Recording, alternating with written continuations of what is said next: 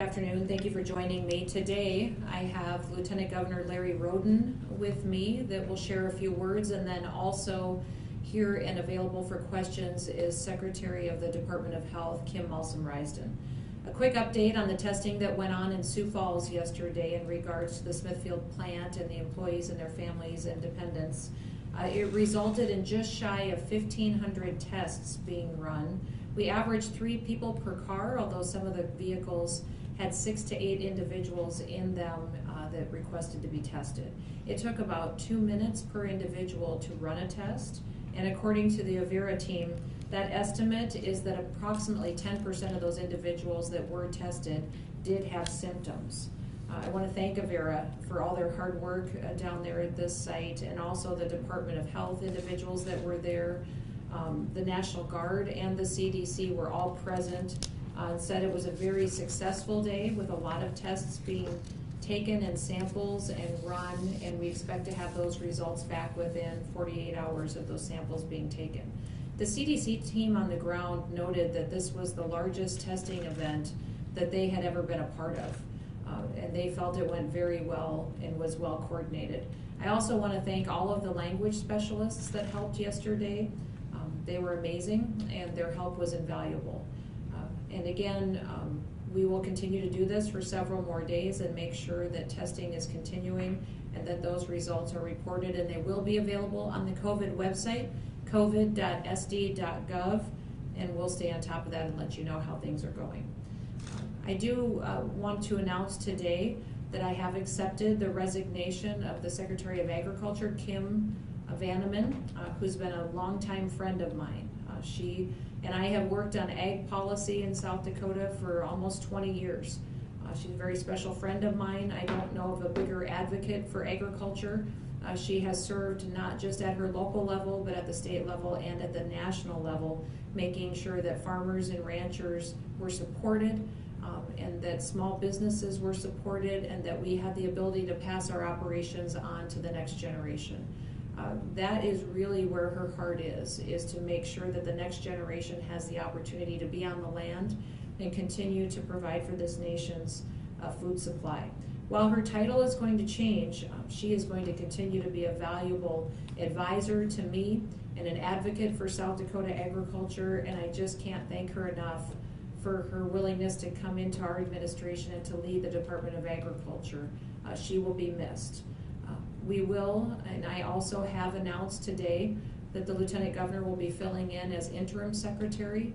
And so with that announcement, I'd like to give him the opportunity to share a few words of the work that he's been doing in the interim to coordinate some of the help that's necessary for our livestock producers.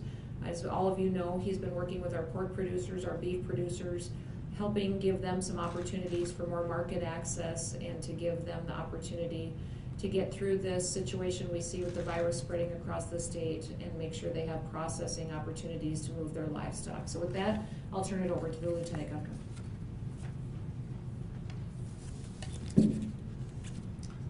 Well, thank you. And first, I'd like to start by saying thank you to Kim Vanneman for her service in the years in fighting for South Dakota and for agriculture in South Dakota. I mentioned to the governor earlier that the first time I met Kim Vanneman and the governor was at a meeting with President Bush a number of years ago advocating for agriculture. So it's I've very much appreciated her friendship and her background and the things that she's brought to agriculture for our state. I also want to thank Governor Noem for the opportunity.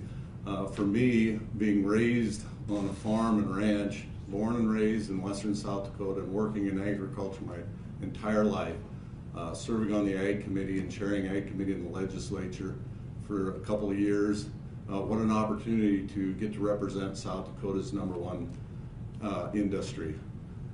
As the governor mentioned, my immediate focus will be helping our state's ag industry turn the corner following this pandemic, working to help our meat producers who've become all too familiar with the supply chain bottlenecks even prior to this pandemic. And now, as the governor mentioned the last several weeks, I've worked with Rick Valerie and with Dr. Odekoven at some of the immediate problems, starting with with the Smithfield closure, the problems that that brought about for our pork producers. Initially, we worked with the governor to issue an executive order to allow them some slack in their numbers and their confinement units. More recently, working with Dr. Odekoven and local processing houses to find avenues so we can take some of the pressure off the pork producers who have a backlog of hogs and overweight hogs. Also, in the press lately, we've seen a lot of information, especially out west and especially in the world of beef, about Wyoming law that's being considered to help producers in direct sales to beef. I was immediately interested in that, and as I looked into that, I've become more educated about our current system in South Dakota. And the fact of the matter is, our system in South Dakota already allows more latitude for our producers than what Wyoming law would, even with this in place.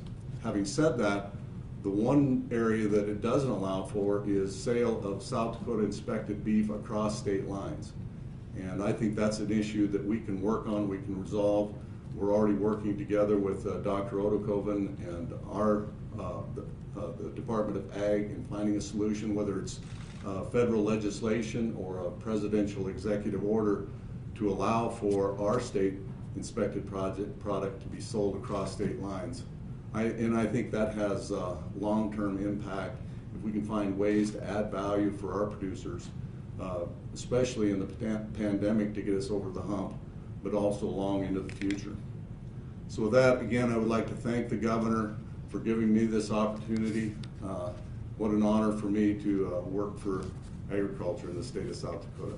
Thank you all. Thank you, Larry. I appreciate that. Before I close today, I do want to draw attention to an issue that's extremely important to me and to all of our 9 tribes here in the state of South Dakota. May 5th is the National Day of Awareness for Missing and Murdered Native Women. According to a 2016 Department of Justice report, more than 4 in 5 Indigenous women in the United States experience violence in their lifetimes. Many of our tribes have helped and made great contributions to bringing awareness to this issue, including federal legislation like Savannah's Law. In my first year in office, I signed legislation into place that put in place procedures that would allow South Dakota, when investigating cases of missing and murdered Indigenous women, that we would have more information and data available to us. Last summer, I invited tribal elders, tribal elders invited me to ride with them on a memorial ride honoring missing and murdered Indigenous women across the state. It was impactful for me, and a special day where we talked about the incredible challenges that so many of these families in South Dakota and across the country and the world face. I rode with tribal elders, Native women and children, many other tribal members that represented South Dakota's tribal nations. Earlier this year, on behalf of the state, I accepted a missing and murdered Native women quilt that was crafted by tribal elder women.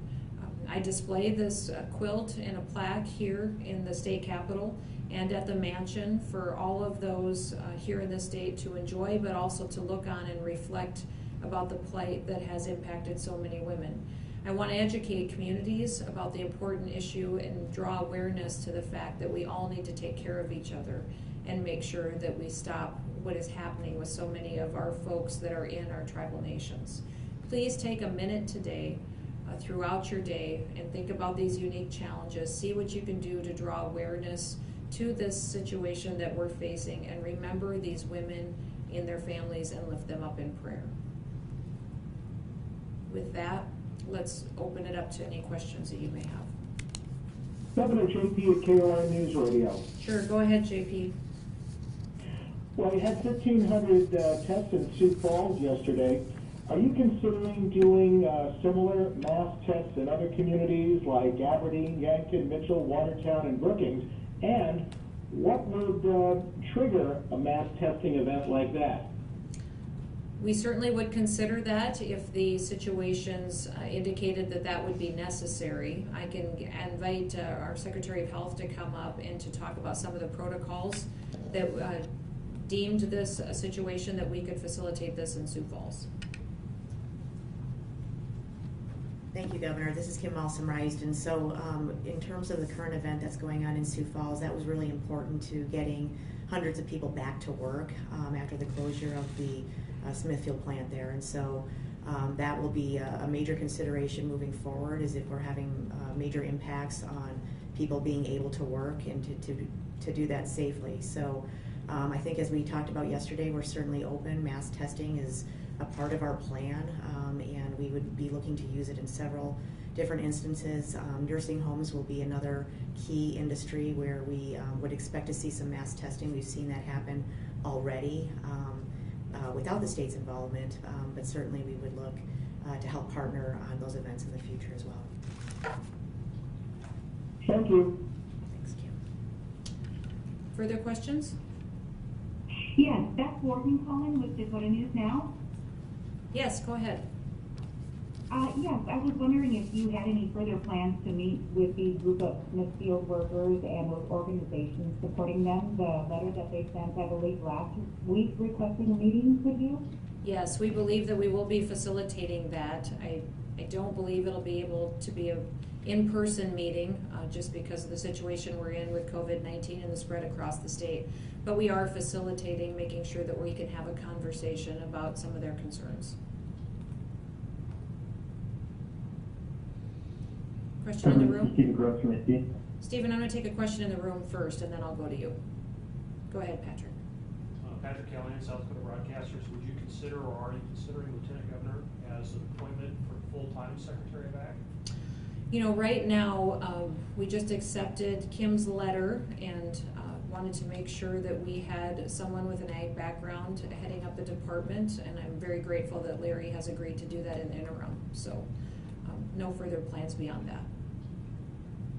Stephen, go ahead. With meatpacking plants being designated as critical infrastructure, I was wondering if you would consider stationing the National Guard to man some of those plants if the workforce was either unable or not willing to man the plant. You mean as far as being workers in the facility? Yeah, so assign them to a mission to help keep the plants up and running. No, that has not been something that I've considered, nor do I believe that's an appropriate use of our National Guard. And I would have to look to the Defense Production Act and the executive order by the President to see if that impacts that definition of their role in these types of situations. But I'm not aware of any other place in South Dakota or point in time where they've been utilized in that manner. Yes. Governor Seth Tupper, SDPD. Okay, we'll go to Seth, and then I've got a question in the room too. Looks like the all or nearly all of the money in the Small Business Relief Fund has been loaned out, and I was just wondering if you're thinking about trying to put any more money into that fund, or if you're satisfied at this point with where that's at. Yes, the money that we put into the Small Business Crisis Relief Fund that was set up by the legislature on veto day has been allocated out to small businesses all across the state of South Dakota. We've looked at possibly putting more resources in that fund. It would have to be dollars outside of the state of South Dakota if there were federal resources that we could utilize for economic situations like this, and that's one of the things that we're considering, but also relying on guidance from Treasury and Congress on if that is a possibility. I think in light of what we're seeing with revenue numbers coming in, knowing that we're going to see some pretty significant impacts coming in reports that will come forward in June and July, we're not sure that we have state dollars that we could put into that fund at this time. Good morning, Yes. ma'am. Go Joseph ahead. Barkoff, Capital Journal. Have you seen about missing, murdered Indigenous women? Mm-hmm. Have you seen the movie Somebody's Daughter? And have you spoken to the Attorney General? They had a screening for it here at the Rapid City Transit the bus, and he was there. Mm-hmm. We all got. Have you seen it or talked to him about it or? Yes, I was aware when they had the screening of Somebody's Daughter, although I couldn't make it when it was being conducted, but I heard it's an extremely impactful movie, and you just reminded me that I need to find time to watch it, because the Attorney General and I have talked extensively about missing, murdered, and Indigenous women, and what we can do in South Dakota to make sure that we've got all hands on deck to bring awareness to the situation that so many of our tribes face, but also what we can do to make sure we have the tools and statute that we need to make sure we protect these women. This is Morgan at the Rapid City. Sure, go ahead, Morgan. I just want to go back to Beth's question and just kind of, I mean, have you had a chance to read or respond to the letter yet, too, in addition to maybe any plan you have or any concrete steps you have to meet with the group? I know my staff is facilitating it. Okay, well, have you had a chance to respond? That's exactly what I've already covered, is that we are setting up that conversation. It's being facilitated, and we'll let you know how that conversation goes. Thank you, Morgan. Governor Noem, it's Claudia Contreras with News Center 1. Sure, go ahead, Claudia. So I just have a question about local business. Obviously, there's kind of like a lot of information being pumped out by the DOH and obviously news outlets. What are we doing in order to prevent consumers from being, you know, a little bit afraid to go out and visit those businesses? Obviously, when they don't have customers, business goes down and things get worse for them. So can you talk about that? Well, one of the things that we facilitated is to push back on a lot of the fears that people have felt, is to give them information and facts. We've consistently put on covid.sd.gov information on what individuals can do and actions to protect themselves, how they can make sure that they're only going out for essential trips. There's also connections on that website of volunteers who'd be willing to run some of those errands for them or help them facilitate essential needs that they might have. We also have guidance for businesses there, so I think that it's good for individuals to be informed on what guidance businesses may be following, to know how they are being protected by those individuals that run our small businesses across the state. I know the Department of Health still has their call line and call center open, so if people do have concerns, they can certainly reach out and speak to an individual that will give them specific answers, and if they have specific concerns about an area of the state, I know that they will help facilitate that conversation as well. Beyond that, you know, we having that resource available on that website, that 800 number, we believe that many people that do have individual concerns are able to do that. And if they are concerned about their health in particular, many of these individuals are reaching out to their providers and their doctors as well, and we've drawn attention and put available on our website other nonprofits, information, even crisis counseling lines, mental health lines that are all available for them should they need resources going forward. Thank you. This is Trevor Mitchell with the Artist Leader. Sure, go ahead, Trevor. Yeah, I was wondering if either you or potentially the Secretary of Health could talk a little bit about maybe an update on the clinical trial of hydroxychloroquine. Trevor, this is Kim Alston-Risden. So the registry part of the trial is ongoing, and that means COVID positive patients in concert with their providers, their doctors, are able to access the drug if they feel like that's the right course for them. So that is up and running, and I know that particularly being used within the Sanford system and across multiple states actually within their system. The clinical side, the clinical trial side, is something that we're still working through some of the details. I think people are aware that the FDA came out with some information around some safety information associated with hydroxychloroquine, and so we're looking at that, and we'll be actually meeting on Thursday to talk about next steps for that part of the trial. Okay, thank you.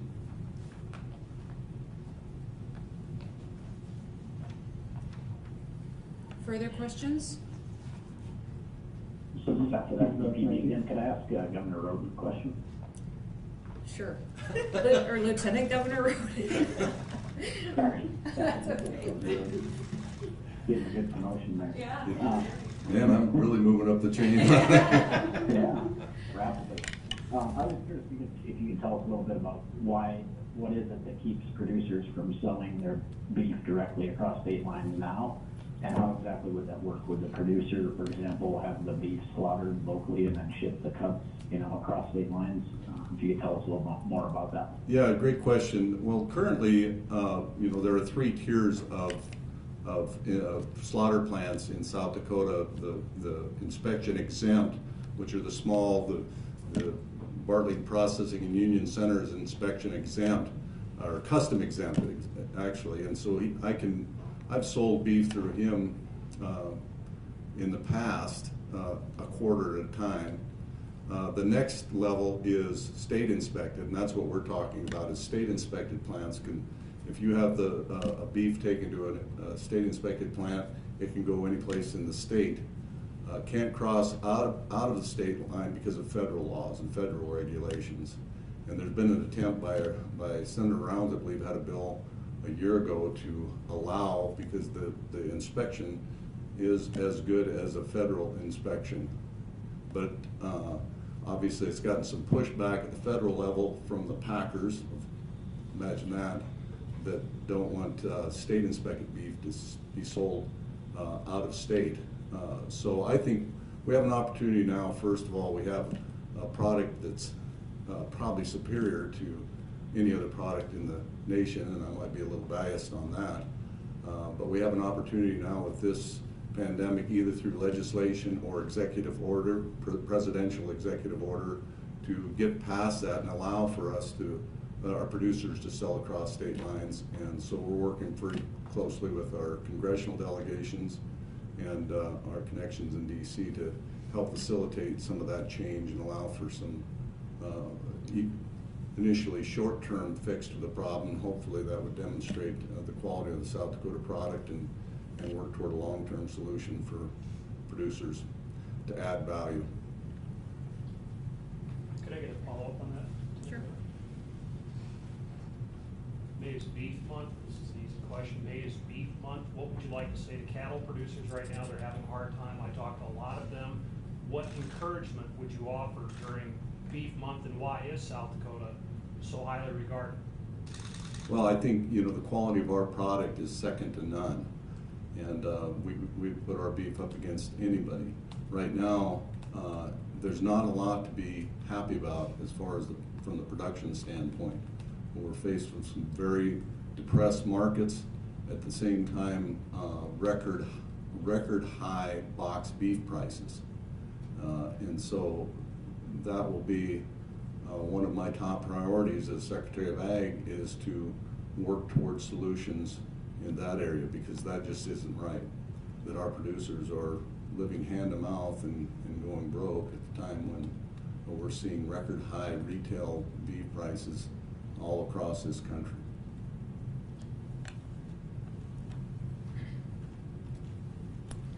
One of the things I would point out when it comes to those inspection certifications is that the South Dakota certified inspection is just as rigorous, if not even more so, than the federal inspection.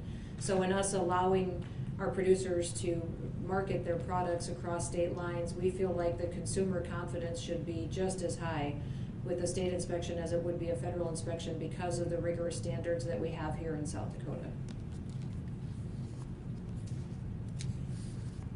Further questions? Governor? Yes. We've seen a number of deaths today from nursing homes. I was wondering if you have any specific approach or strategy to tackling that issue with the coronavirus. Specific to impacts on nursing homes? Is that the question? Yes. Yes. I'm going to let Kim speak to that, because I do know that we have some specific things that we are doing for that vulnerable population. This is Kim Malson-Reisden. So yeah, our work with nursing homes remains very, very critical as we move forward. Obviously, individuals that live in nursing homes are a very vulnerable population, and can be much more adversely impacted by the COVID diagnosis. Part of our response includes ongoing guidance and communication around things like infection control, making sure that nursing homes have PPE. We allocated some of the funding that we got from the federal government down to the state level, specifically to nursing homes to help them with their supply needs. We also help them through the state resources that we have so that their workforce can be protected, and that can help keep individuals safe. When we do find situations of COVID in nursing homes or other congregate care settings, we look to see that aggressive testing happens so that we can understand what's going on with the population and then isolate those people, which is called cohorting. And so that means, sometimes people need to move their rooms so that if they're negative, they're going to be housed with other folks that are negative, and vice versa. And so that's a strategy that can help contain COVID in a facility like a nursing home.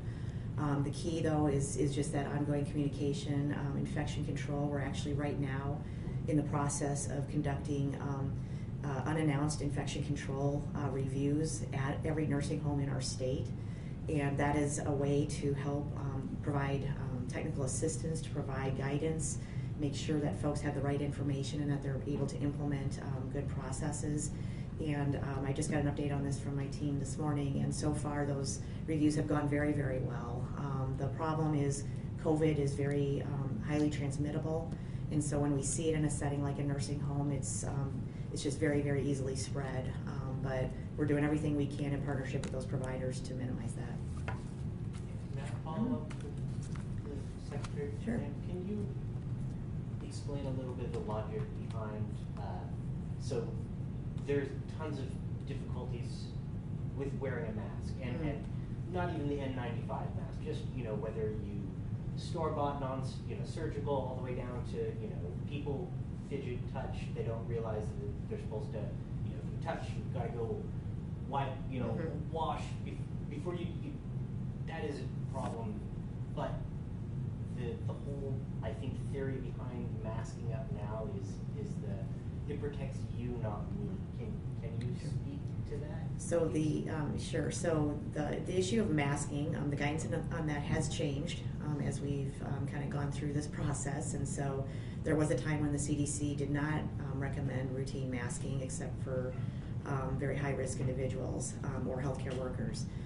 The guidance now is for individuals going out in public to consider masking, and the real reason for that change is because if a person wears a mask out in public, they're protecting from spreading coronavirus even when they don't know that they might have it. And that's kind of coming along with the fact that we understand COVID can be present in individuals without any symptoms whatsoever. And so the masking is intended to help people not spread coronavirus.